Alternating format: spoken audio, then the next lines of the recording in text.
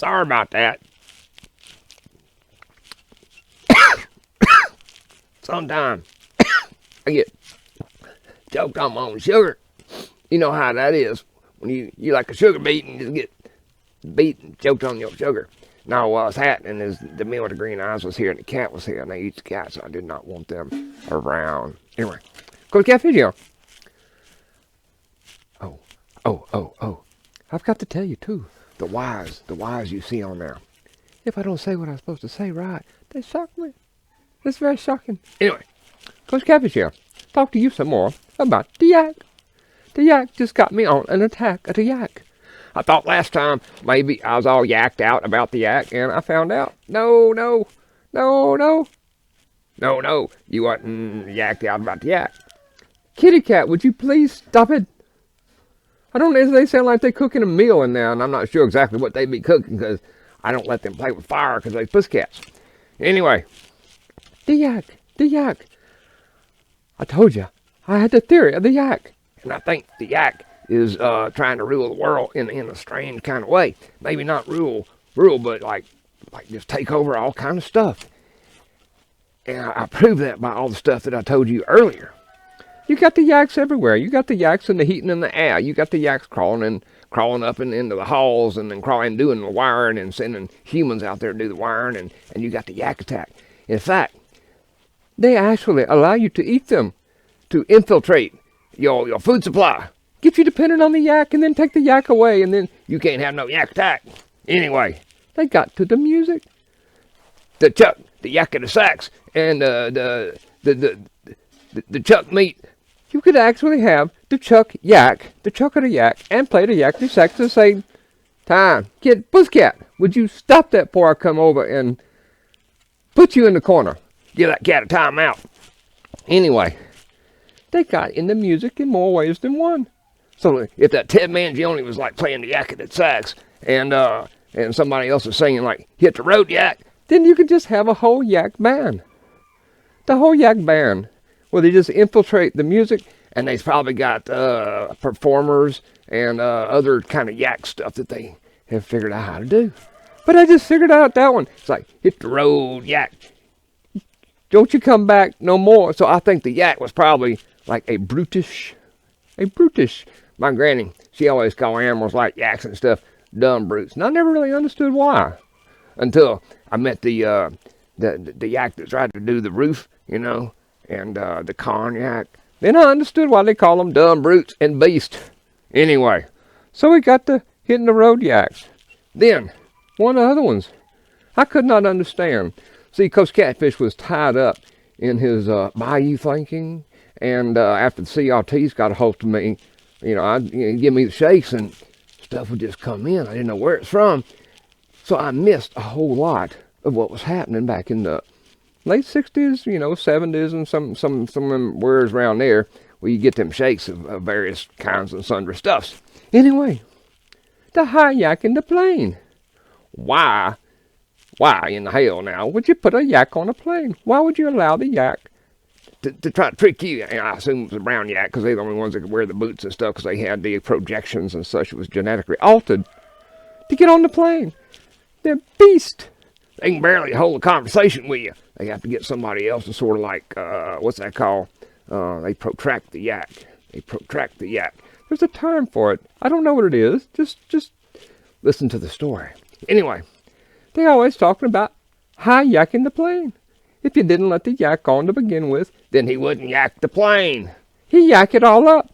You get one of them suckers in there having a bad grass attack or whatever the yaks were eating out there on the tundra, then there's just no telling what could have happened to your plane. So why? Well, I know why. Because you people not all that smart to put the yak on the plane to begin with.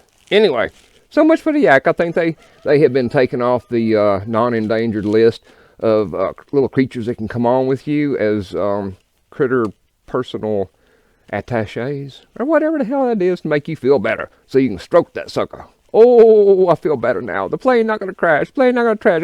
I'm stroking something or another. Anyway, maybe I shouldn't have said that. But you know how Kosher Catfish is. He just got the mouth. Oh. That wasn't all he had. You see something. It was very strange. It was on one of them home and gardening and maybe zoological channels. And they're talking about the bathrooms in these big old houses and stuff. And they're talking about the yak and the eel bathroom. And I was thinking, the yak and the eel bathroom? Now what the hell is that? So does that mean, it's like the eel, what is the eel yak? So is there a yak eel? Is that like a boy yak and a girl yak? I'm not sure. It may be like them other people that fell down the hill and hurt themselves. So I could see how you put a big old yak and having a yak and a eel bathroom up on the second floor, third floor of a house, he could just fall through the floor. And you could just have a yak attack right there and clean that mess up all in a barbecue. Anyway. So that's all I could say about the yak and them rooms. But the other thing that I think could possibly come out of that was the Crimea. The Crimea of the yak. That's what you do when you like take part human and part yak or part some other animal and put them together, and you get like the Crimean creature. It would be a crime to cross a man with a yak. I think the Greeks had creatures like that already. There's like horses and goats and various other and sundry things crossed with a yak. In fact, I think they may have ran into one back in my bayou days out there hanging out where some of them evil things, some of them people be conjuring up stuff, and you'd have one of them odd-footed creatures, and you see these tracks, you don't know where they go to. They just go off in this little slough and off in this old bayou and stuff. And you heard stuff, and you see, well, I can't talk about that because that's what they did back in the 60s and the 70s. And it seemed to involve the yak.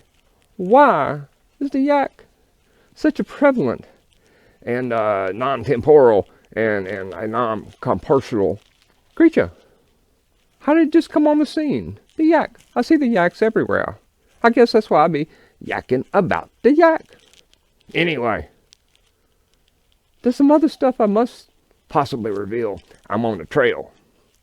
And I have to let you know at some point what it is. But you know, the CRT, what got a hold of me. And somehow they just take your brain and just tune it just right. They tune it just right where you hears all these things as you hears them. And that's what's so good about being a human being. Not a legumen, but a human. Human 1.0, the one that was made purposefully. The one that was made purposefully. He wasn't made no fool. He just act like a fool. He can't help himself. Right there in the garden. I'm sure there's probably a yak out there somewhere in the northern end of the garden wherever it was cold.